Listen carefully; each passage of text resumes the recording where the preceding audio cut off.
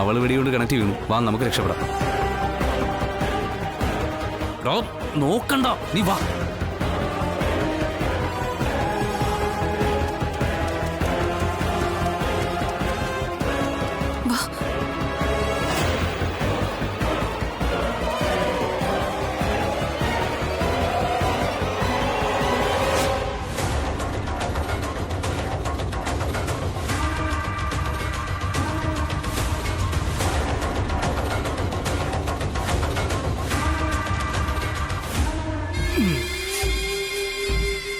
എടി കൊച്ചെ, ഇതൊക്കെ ആർക്കെങ്കിലും ഒക്കെ എടുത്ത് കൊടുക്കരുതോ?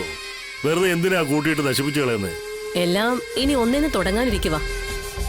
ഇതിങ്ങനെ ഡെഡ് മണിയായി കിടക്കുന്നത് സുസ്മിതയുടെ വരവും കാത്ത. എന്തൊക്കെയോ പ്ലാനുകൾ ഉണ്ടായിരുന്നു അവൾക്കിതെടുക്കുമ്പോ. അവൾ അകത്തായപ്പോ ഇതിന്റെ പ്ലാനും പദ്ധതിയും അതും അകത്തായി. ഇനിയിപ്പോ ഉടനെ തന്നെ അവൾ ഇറങ്ങില്ലേ? ഇറങ്ങിക്കഴിഞ്ഞാ പിന്നെ പൊടി പൂരല്ലേ. സുസ്മിത ഇറങ്ങുമ്പോ അവളുടെ സ്വപ്നനായകൻ വിഷ്ണു അകത്തും. നാളെ കോടതിയില് ശാലിനി കാർത്തികയെ ഹാജരാക്കും എന്ന പ്രതീക്ഷയിലാ അളിയൻ അർജുൻ നിൽക്കുന്നത്. ആ പ്രതീക്ഷയിൽ തന്നെയാ അകത്ത് പുറം ലോകം സ്വപ്നം കണ്ടു കിടക്കുന്ന വിഷ്ണുവും. വിഷ്ണുവിനെ പുറത്തിറക്കിയിട്ട് പുതിയൊരു ജീവിതം തുടങ്ങാനുള്ള സ്വപ്നവും കണ്ടുകൊണ്ട് ശാലിനിയും കാത്തിരിക്കുന്നുണ്ട്. എല്ലാം നാളത്തെ കോടതി വിധിയെ ആശ്രയിച്ചിരിക്കും. എടി, ആ വിധി പറയുന്ന ജഡ്ജിയുടെ മുമ്പിലുള്ള മാന്ത്രിക ചെപ്പ് തുറക്കാനുള്ള താക്കോലോ അത് നമ്മുടെ കയ്യില്. കാർത്തിക മരണപ്പെടേണ്ടവളും വിഷ്ണു ശിക്ഷ അനുഭവിക്കേണ്ടവനും ശാലിനി ജീവിതകാലം മുഴുവൻ കണ്ണീര് കുടിക്കേണ്ടവളുമാണ്. അതിന് മാർഗദീപം തെളിയിച്ചു കൊടുക്കേണ്ട പാവപ്പെട്ട രണ്ടു കുഞ്ഞാടുകളുടെ വേഷമാ നമുക്ക് രണ്ടുപേർക്കും. എടി കൊച്ചേ, എന്നെ അങ്ങനെ വലിയ വിശുദ്ധരൊന്നും ആകല്ലേ. ആ പരിവേഷേ എനിക്കങ്ങനെ ഒട്ടും ചേരല്ല മോളെ. എടി, രണ്ട് മുട്ടനാടുകൾ തമ്മിൽ കൂട്ടിയിടിപ്പിച്ച് ഈ ചോര കുടിക്കുന്ന കുറുക്കനാട്ടെന്നെ കാണിച്ചു. എനിക്ക് സന്തോഷമുള്ള കാര്യം. ഇവിടെ ഞാൻ ഒരുപാട് വിഷ്ണുവിനെ ശാലിനിയെ ദ്രോഹിച്ചിട്ടുണ്ട്. അതൊക്കെ ഞാൻ ആസ്വദിക്കാന്നുള്ള സത്യമാണ്. എന്ന് കരുതി ഞാനൊരു സാഡിസ്റ്റ് ഒന്നുമല്ല. മറ്റുള്ളവരുടെ സങ്കടവും വേദനയെ കാണുമ്പോൾ തോന്നുന്നൊരു പുളകമുണ്ടല്ലോ. അതുകൊണ്ട് ഇനി ദ്രോഹിക്കണമെന്ന് തോന്നിപ്പോ എന്താ ചെയ്യുക? ശാലിനി, വിഷ്ണു, സത്യഭാമ, ഇത് മൂന്നും ഞാൻ വെറുക്കുന്നവരുടെ ലിസ്റ്റിലെ ആദ്യത്തെ പേരുകളാ. ഇവരെ മൂന്നുപേരെയും ഞാൻ നന്നായി തന്നെ ദ്രോഹിക്കും, എന്റെ കഴിവിനനുസരിച്ച്. കാർത്തിക പടമായി ഭിത്തിയിൽ കയറിയ കോടതിക്ക് മുന്നിൽ വിഷ്ണു തെറ്റുകാരനാകും. കോടതി വിഷ്ണുവിനെ ശിക്ഷിച്ച് ജയിലിലേക്ക് വിട്ട ശാലിനിയുടെ മാനസിക നില തെറ്റും. ഇല്ലെങ്കിൽ നമ്മൾ തെറ്റിക്കും. ശാലിനിയെ ഏതെങ്കിലും ഭ്രാന്താശുപത്രിയിൽ കറണ്ട് അടുപ്പിച്ച് കിടത്തി കഴിഞ്ഞ വിഷ്ണുവിന്റെ കുറവില് തകർന്നു പോയ സത്യഭാമയെ ഏത് രീതിയിലും വീഴ്ത്താം. ഒന്ന് വീണ സത്യഭാമ പിന്നെ അവിടെ നിന്ന് എഴുന്നേക്കില്ല. ചിറ്റപ്പന്റെ ശത്രുക്കളെ ഭാവിയിൽ എങ്ങനെ ഇല്ലാതാക്കാം എന്ന് വിശദീകരിക്കുന്ന മാസ്റ്റർ പ്ലാനാ ഞാനീ പറയുന്നത്. എങ്ങനെയുണ്ട്? വർക്കൗട്ടാക്കി എടുക്കണം. അതിൽ ശാലിനിയെ ഷോക്കടിപ്പിക്കുന്ന ദിവസം വരുമ്പോ എനിക്കതൊന്ന് കാണണം. നമ്മുടെ ശത്രുക്കൾ ഷോക്കടിച്ച് പിടയുന്ന കാണുമ്പോൾ ഉള്ളൊരു സുഖമുണ്ടല്ലോ, അത് കണ്ടു തന്നെ അറിയണം.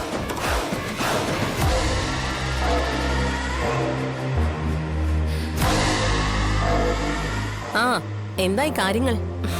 ഒന്ന് ആത്മാർത്ഥിച്ച് സന്തോഷിക്കാനുള്ള എന്തെങ്കിലും വാർത്തയും കൊണ്ടാണോ വന്നിരിക്കുന്നത്? കാർത്തിക മരണപ്പെട്ടു. ബോഡി ഒരു പൊട്ടക്കണ്ടില്ല വീണേ. അത് കലക്കി. ഇനി അതവിടെ കിടന്നോളൂ, ഒരു കുഴപ്പമില്ല. പക്ഷെ മരിച്ചു എന്ന് ഉറപ്പല്ലടാ. ഉറപ്പാക്കിയിട്ടാ ഞങ്ങള് പോകുന്നത്. ഇതിപ്പോ ഒരു ഒന്നൊന്നര സന്തോഷം തരുന്ന വാർത്തയാണല്ലോ. അപ്പോ നാളെ ശാലിനി കാർത്തിയെ ജീവനോടെ കൊണ്ടുവരുമെന്നല്ലേ പറഞ്ഞേക്കുന്നേ? അതിനിപ്പോ എന്നായി? ഒരു വഴിയില്ല. കൊലക്കുറ്റത്തിന് വിഷ്ണുവിനെ ശിക്ഷിക്കുന്നത് ചങ്ക് തകരുന്ന വേദനയോടെ കേട്ടു നിൽക്കേണ്ടി വരും. യുവമാർക്ക് എന്തെങ്കിലും കൊടുക്കാറുണ്ടെങ്കിൽ കൊടുത്തുവിട്. എന്നിട്ട് നമ്മൾ നീ സന്തോഷം നീ എൻജോയ് ചെയ്യും. എടി, നാളത്തെ ദിനവും നാളത്തെ സൂര്യോദയം നമ്മളതാടി. കാരണം വിജയം നമുക്കാ. വിജയിക്കുന്നവർക്കുള്ളതാടി ഈ ലോകം, തോൽക്കുന്നവർക്കുള്ളതല്ല.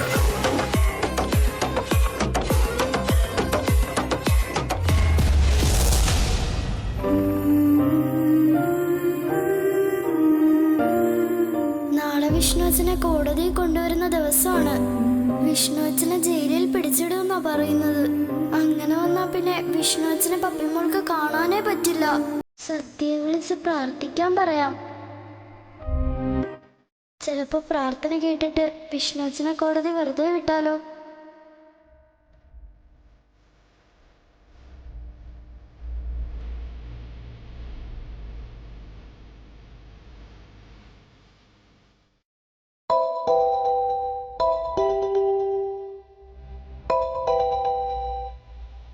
Hello puppy.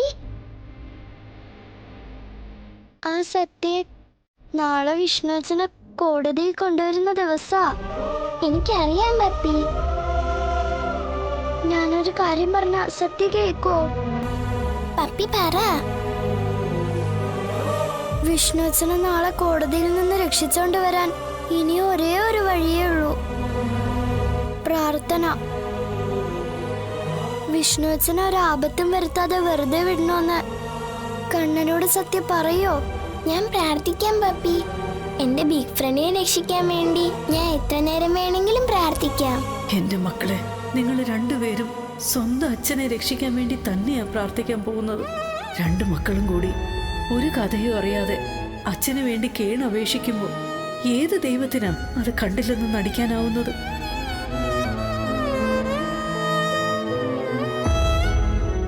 അച്ഛനെന്ന് നിങ്ങൾ പറഞ്ഞില്ലെങ്കിലും ആ ചോരയുടെ ഗുണമുണ്ടല്ലോ, രക്തം രക്തത്തെ തിരിച്ചറിയുമെന്ന് പറയുന്ന ആ സത്യം ഒന്ന് മാത്രം മതി നിങ്ങളുടെ പ്രാർത്ഥന ഈശ്വരൻ കേൾക്കാൻ. കൊച്ചുകുട്ടികൾ മനസ്സുനൊന്ന് പ്രാർത്ഥിച്ച ഈശ്വരന് കേൾക്കാതിരിക്കാൻ പറ്റില്ലെന്നാ ഇവിടുത്തെ രമണനങ്ങൾ പറഞ്ഞിട്ടുള്ളത്.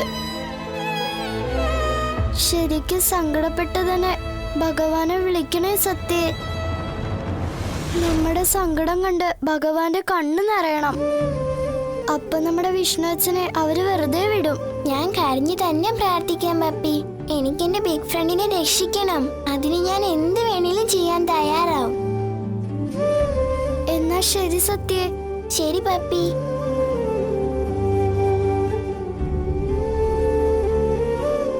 ആ ശാരദാമ്മേ, പ്രാർത്ഥിച്ച ബിഗ് ഫ്രണ്ടിനെ വെറുതെ വിടുമെന്നാ പപ്പി പറയുന്നേ. മോള് പ്രാർത്ഥിക്ക്, നല്ലോണം പ്രാർത്ഥിക്ക്. അപ്പൊ നാളെ എന്റെ ബിഗ് ഫ്രണ്ടിനെ വെറുതെ വിടോ? വിടും.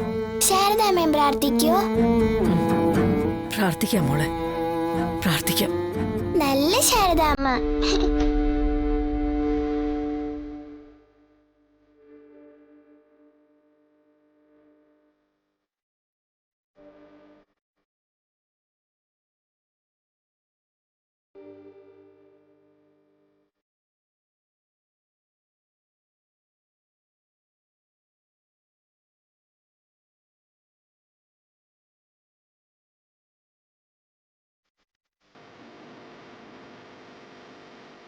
ദേവി കാത്തോളണേ.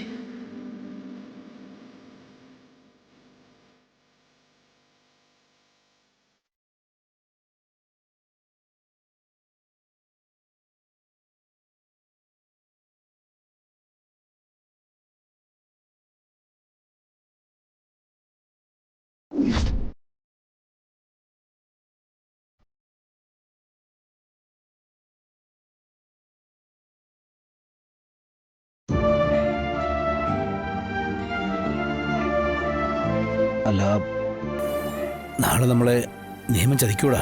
നിയമം ചതിക്കാൻ നോക്കിയാലും നമ്മൾ വിശ്വസിക്കുന്ന ഈശ്വരൻ നമ്മളെ ചതിക്കില്ല അച്ഛാ.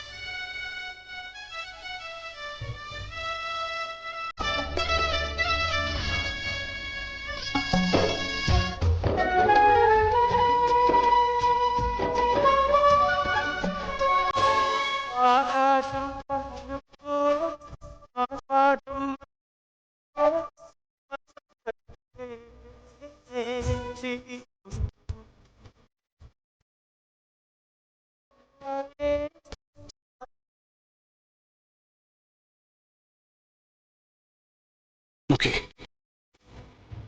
കരയാൻ പാടില്ലേ കണ്ണുകൾ.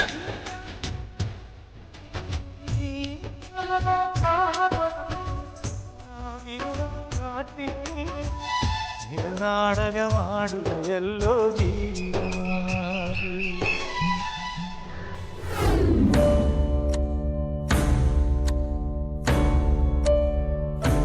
ദൈവങ്ങളായ ദൈവങ്ങളെ മുഴുവൻ വിളിച്ചിട്ടുണ്ട് ഞാൻ. എന്റെ മകനെ ഇന്ന് എനിക്ക് ഇവിടുന്ന് കൂട്ടിക്കൊണ്ടു പോകണം. എടാ, നമുക്കതിന് കഴിയോ ഇന്ന്? എടാ, നീ എന്തെങ്കിലും ഒന്ന് പറ. അത് സത്യമേ, കാർത്തിക മരണപ്പെട്ടിട്ടില്ല എന്ന് കോടതിക്ക് ബോധ്യം വരണം. ബോധ്യം വരണമെങ്കിൽ കാർത്തികയെ ജീവനോടെ കൊണ്ടുവരണം. അതിനാണല്ലോ അർജുൻ 15 ദിവസം സമയം ആവശ്യപ്പെട്ടത്. അർജുൻ എന്താ പറഞ്ഞത്? ആ, ഞാൻ വിളിച്ചിരുന്നു, ഇങ്ങോട്ട് വരുന്നുണ്ടെന്നാ പറഞ്ഞേ. അവളോ? ശാലിനി?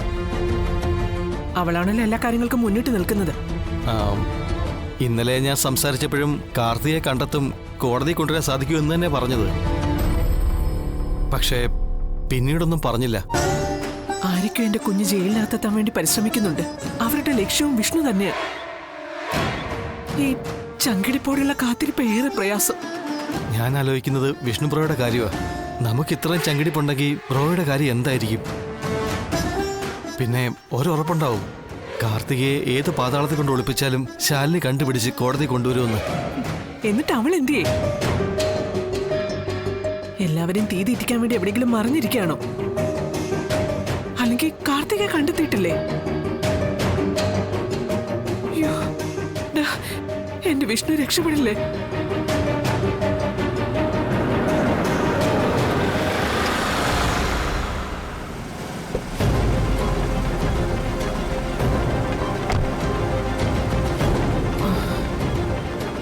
മോനെ അർജുൻ, എങ്ങനെയാണ് ഇന്നത്തെ കാര്യങ്ങളൊക്കെ? വിഷ്ണുവിനെ നമുക്ക് ഇന്ന് നമ്മുടെ ഒപ്പം വീട്ടിലേക്ക് കൊണ്ടുപോകാൻ പറ്റില്ലേ? ഓ, അതൊക്കെ കൊണ്ടുപോകാൻ പറ്റും. പക്ഷേ നമ്മൾ പറഞ്ഞ പ്രകാരം കാർത്തിക മരിച്ചിട്ടില്ലെന്നും മരണപ്പെട്ടതും മറ്റേതോ പെൺകുട്ടിയാണെന്നും നമ്മൾ തെളിയിക്കണം.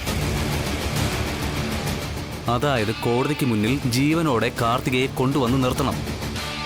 അതിനിപ്പോ എന്ത് ചെയ്യാനാണ് നീ ഉദ്ദേശിക്കുന്നത്? നമ്മളിപ്പോൾ കോടതിയിൽ നിന്നും 15 ദിവസത്തെ സാവകാശമാണ് ചോദിച്ചിരുന്നത്.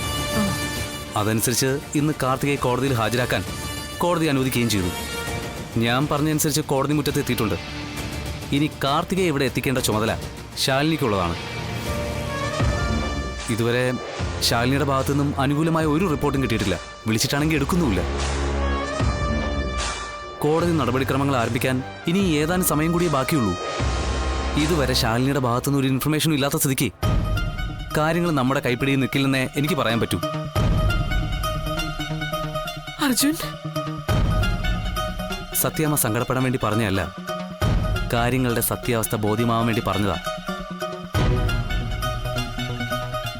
ശാലിനി നേരത്തെ പ്ലാൻ ചെയ്ത പോലെ കാര്യങ്ങൾ നടന്ന ഞാൻ ഈസിയായി വിഷ്ണുവിനെ കേസിൽ നിന്ന് ഊരിത്തരാം. ആ ഒരു ഉറപ്പേ എനിക്കിപ്പോൾ സത്യാമ്മയ്ക്ക് തരാൻ പറ്റൂ.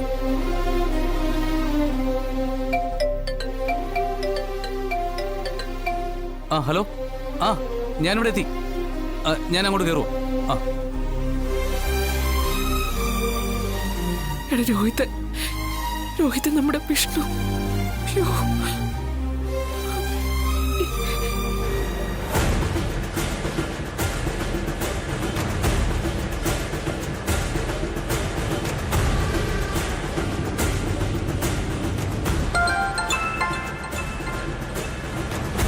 ആ സാർ. ആ, എടോ, അവനെ ശ്രദ്ധിച്ചോണം. മരണപ്പെട്ട കാർത്തികയെ ഹാജരാക്കാൻ പറ്റില്ലെന്ന് അവന് തന്നെ അറിയാം.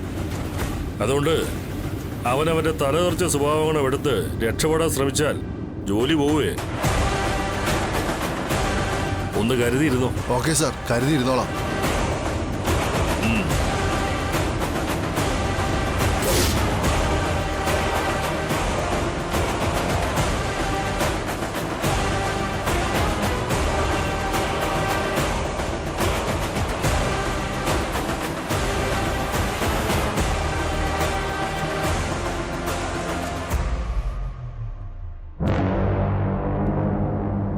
വിഷ്ണുവിന്റെ കുടുംബക്കാരൊക്കെ നേരത്തെ വന്ന് സ്ഥലം പിടിച്ചിട്ടുണ്ടാകും അല്ലേ? പിന്നല്ലാതെ. മകനെ ജയിലിലേക്ക് യാത്ര അയക്കാൻ വരാതിരിക്കൂ. ശാലിനി കാർത്തികയും കൊണ്ട് ഇപ്പൊ വരുമെന്നും പറഞ്ഞ് കോടതി വരാന്തയിൽ എവിടെയെങ്കിലും നിൽപ്പുണ്ടാവും അർജുൻ. കാണുകയാണെങ്കിൽ പറയാം, കാത്തു നിക്കണ്ട, കാർത്തിക ഇഹലോകവാസം വെടിഞ്ഞെന്ന്. പാവം അളിയനെ രക്ഷിച്ച് ആ കുടുംബത്തിലേക്ക് ഒരു റീ എൻട്രിക്ക് കാത്തിരുന്ന ആളാ. എന്താ ചെയ്യുക? സത്യമ്മ സമാധാനപ്പെട്. ശാലിനി ഒരു വഴി കാണാതിരിക്കില്ല.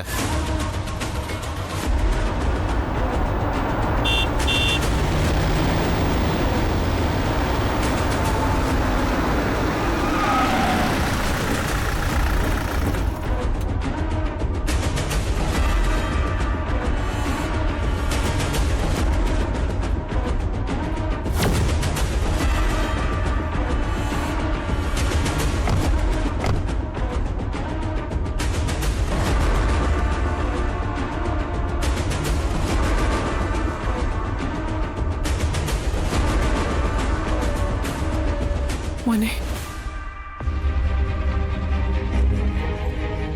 രോഹിത്, ശാലിനി വിളിക്കുകയോ മറ്റോ ചെയ്തു നിന്നെ? വിളിച്ചിട്ട് കിട്ടുന്നില്ല. ബ്രോ വിഷമിക്കണ്ട. ശാലിനി കാർത്തികയും കൂട്ടി കൃത്യസമയത്ത് തന്നെ എത്തും. നടക്ക് നടക്ക്. എടാ,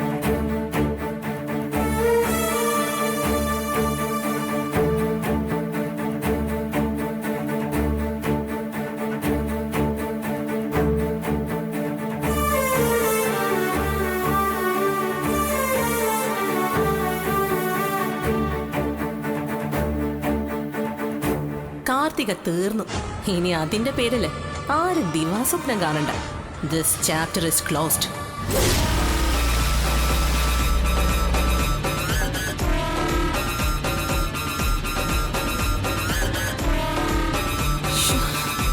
രാമേട്ട ഫാസ്റ്റ്. മാഡം നമ്മൾ എത്തും, ടെൻഷൻ ആവാതെ.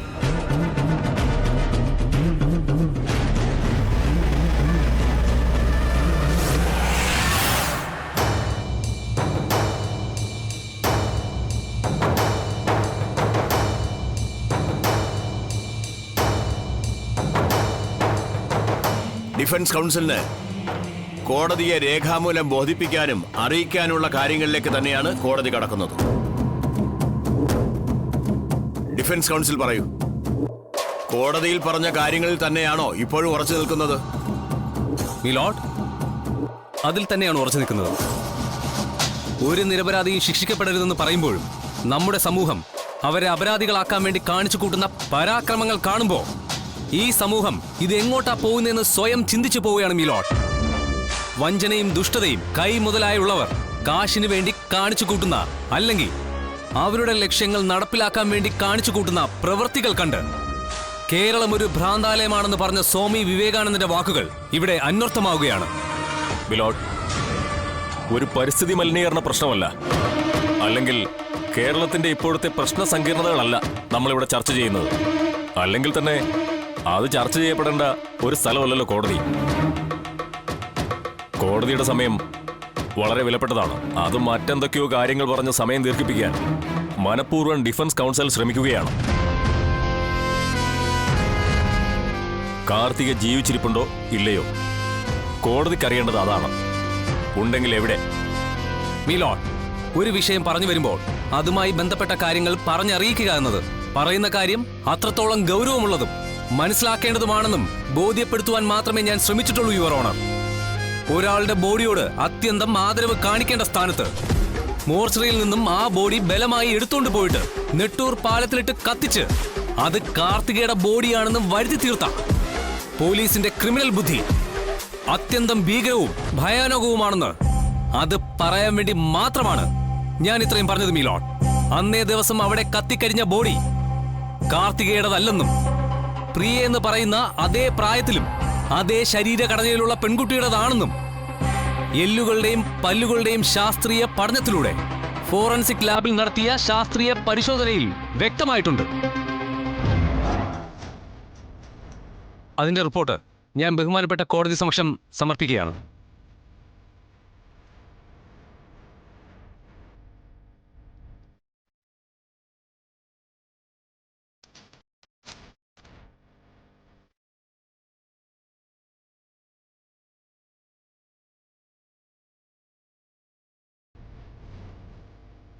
യുവർ ഓണർ, കാർത്തികയല്ല മരിച്ചിരിക്കുന്നതെന്ന് ഡിഫൻസ് കൗൺസിൽ കഴിഞ്ഞ സിറ്റിംഗിൽ തന്നെ കോടതിയെ ബോധ്യപ്പെടുത്തിയതാണ്. കാർത്തിക മരണപ്പെട്ടിട്ടില്ലെന്നും ജീവിച്ചിരിപ്പുണ്ടെന്നും കാർത്തികയെ കോടതിയിൽ ഹാജരാക്കാമെന്നും അതിനായി 15 ദിവസത്തെ സാവകാശം ചോദിക്കുകയും ചെയ്തത് എന്റെ സുഹൃത്തും സഹപ്രവർത്തകനുമായ അർജുൻ ശങ്കർ തന്നെയാണ്. എവിടെ കാർത്തിക ജീവിച്ചിരിപ്പുണ്ടെങ്കിൽ അത് പ്രൂവ് ചെയ്യണം മിസ്റ്റർ അർജുൻ. അല്ലാതെ അതും ഇതും പറഞ്ഞ് കോടതിയുടെ വിലപ്പെട്ട സമയം നീട്ടിക്കൊണ്ടുപോവുകയല്ല വേണ്ടത്. കാർത്തിക എവിടെ? മിലോൺ, കാർത്തിക മരിച്ചിട്ടില്ല. കാർത്തിക മരിച്ചു എന്നും പറഞ്ഞ് എന്റെ കക്ഷിയെ മനഃപൂർവ്വം കുറ്റവാളിയാക്കുമായിരുന്നു. കാർത്തികയെ ജീവനോടെ തന്നെ ബഹുമാനപ്പെട്ട കോടതിക്ക് മുന്നിൽ ഹാജരാക്കുന്നതാണ്. തെളിവ് ഈ നൂറ്റാണ്ടിൽ ഹാജരാക്കാൻ പറ്റൂ മിസ്റ്റർ അർജുൻ. ആത്മവിശ്വാസം നല്ലതാണ്, പക്ഷെ അത് കാണിക്കേണ്ടത് ഈ സ്ഥലത്തല്ല. ഇത് കോടതിയാണ്. ഇവിടെ വേണ്ടത് വ്യക്തമായ തെളിവുകളാണ്. ഇതൊക്കെ ഞാൻ പറഞ്ഞു തരണോ? വലിയ കഷ്ടമാ. ഇത് തന്നെയല്ലേ അർജുൻ നിങ്ങൾ അല്പം മുമ്പും പറഞ്ഞത്? പബ്ലിക് പ്രോസിക്യൂട്ടർ ചോദിച്ച പോലെ കാർത്തിക ജീവിച്ചിരിപ്പുണ്ടെങ്കിൽ എവിടെ?